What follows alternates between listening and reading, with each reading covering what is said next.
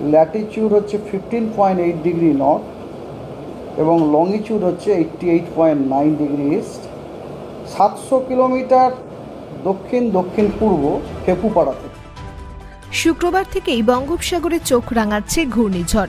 শুক্রবার গভীর নিম্নচাপ তৈরি হতে পারে বলে আবহাওয়া অফিস সূত্রে খবর। তারপর তার শক্তি বাড়িয়ে শনিবার সকালে ঘূর্ণিঝড় তৈরি হতে পারে।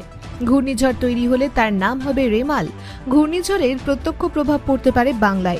রবিবার মধ্যরাতে ল্যান্ডফল বা ঘূর্ণিঝড় আছড়ে পড়ার সম্ভাবনা রয়েছে বলে জানিয়েছে হাওয়া অফিস। হাওয়া অফিস জানিয়েছে, বুধবার দক্ষিণ পশ্চিম এবং সংলগ্ন পশ্চিম মধ্য বঙ্গোপসাগরে যে নিম্নচাপ তৈরি হয়েছে তা উত্তর পূর্ব দিকে অগ্রসর হয়েছে এবং পশ্চিম মধ্য ও সংলগ্ন দক্ষিণ বঙ্গোপসাগরের উপরে রয়েছে সেটি। নিম্নচাপটি আরও উত্তর পূর্ব দিকে এগিয়ে শুক্রবার সকালে মধ্য বঙ্গোপসাগরের উপর গভীর নিম্নচাপে পরিণত হতে পারে। গভীর নিম্নচাপ আরও ঘনীভূত হয়ে শনিবার সকালে পূর্ব মধ্য বঙ্গোপসাগরে ঘূর্ণিঝড়ে পরিণত হওয়ার সম্ভাবনা রয়েছে।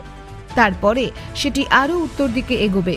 রবিবার সন্ধ্যায় বাংলাদেশ এবং সংলগ্ন পশ্চিমবঙ্গ উপকূলে সেটি শক্তিশালী ঘূর্ণিঝড়ে পরিণত হতে পারে। আবহাওয়া অফিস থেকে জানানো হয়েছে, শুক্রবারের পর থেকে কোনো মৎস্যজীবী যেন সমুদ্রে না যায়।